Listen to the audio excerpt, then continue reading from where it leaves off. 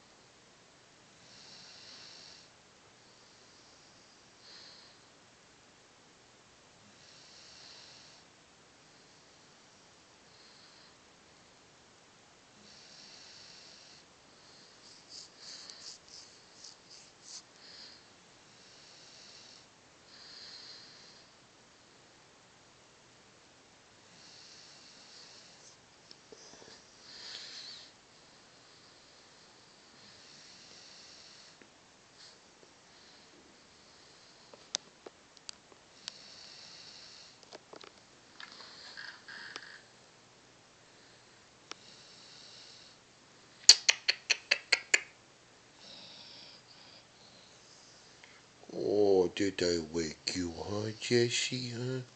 Pretty doggy.